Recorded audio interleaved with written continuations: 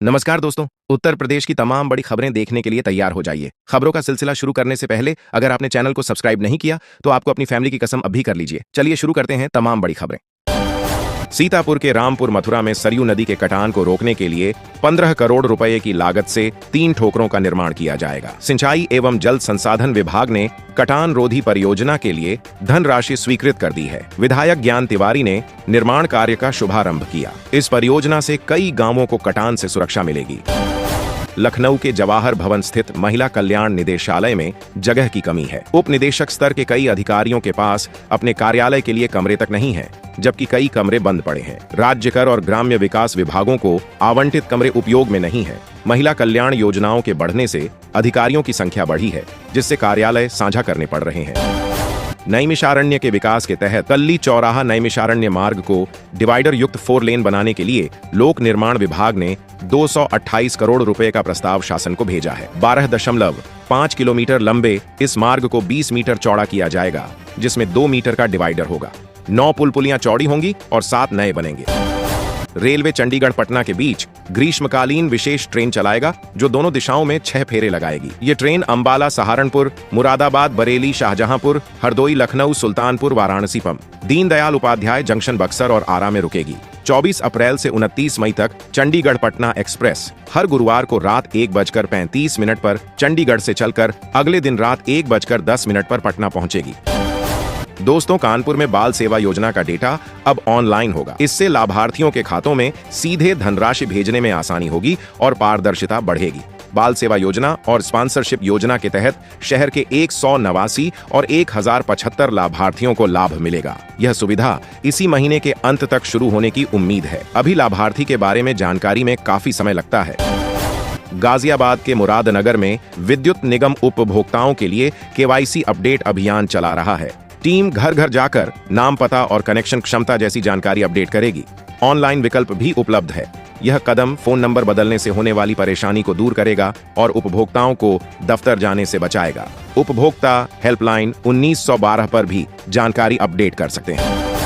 हापुड़ में जाम की समस्या से निपटने के लिए यातायात पुलिस ने ऑटो पर यूनिक नंबर अंकित किए हैं। अब ऑटो जिले की सड़कों पर यूनिक नंबर से ही चलेंगे। निर्धारित रूट से अलग ऑटो चलाने पर सीज किए जाएंगे और जुर्माना भी लगेगा।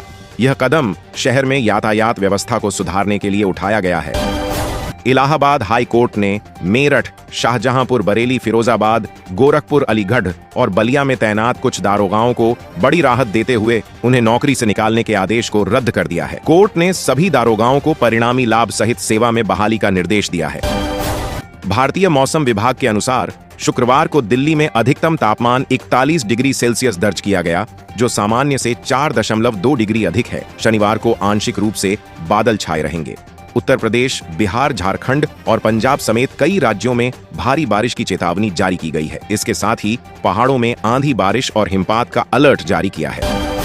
दिल्ली के पूर्व मुख्यमंत्री अरविंद केजरीवाल की बेटी हर्षिता केजरीवाल ने संभत जैन से शादी कर ली है। दोनों IIT दिल्ली के बैचमेट हैं और एक साथ एक स्टार्टअप भी चलाते हैं। शादी समारोह कपूरथला हाउस में आयोजित किया गया, जिसमें पूर्व CM केजरीवाल ने जमकर डांस किया। संगीत सेरेमनी 17 अप्रैल को शांग्रीला होटल में हुई थी, जबकि रिसेप्शन 20 अप्रैल को होगा।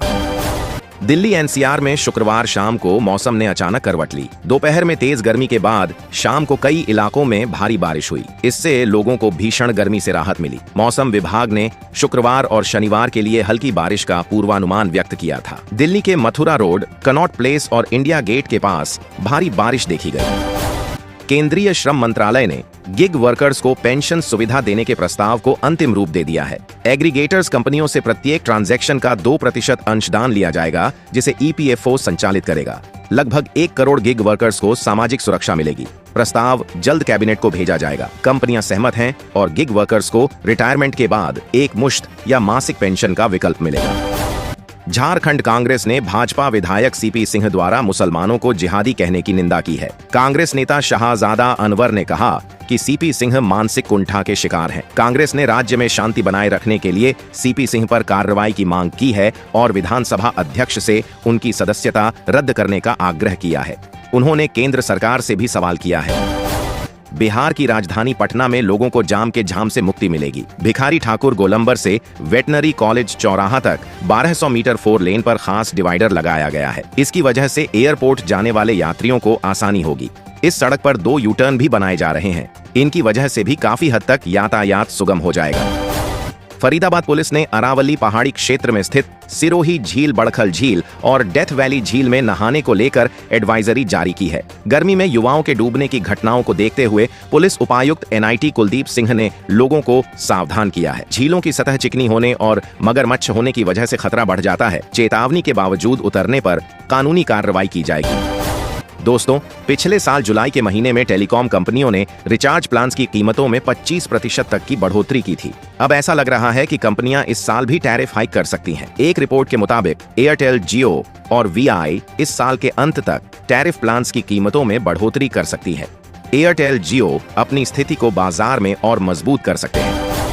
जून 2024 में ही भारत व बांग्लादेश के बीच शीर्ष स्तर पर यह सहमति बनी थी कि दोनों देशों के बीच मुक्त व्यापार समझौता किया जाएगा और इसके लिए शीघ्र वार्ता की शुरुआत होगी। लेकिन अगस्त 2024 में पूर्व PM शेख हसीना की सरकार को सत्ता से हटाने के बाद इस पर कोई बात नहीं हुई है।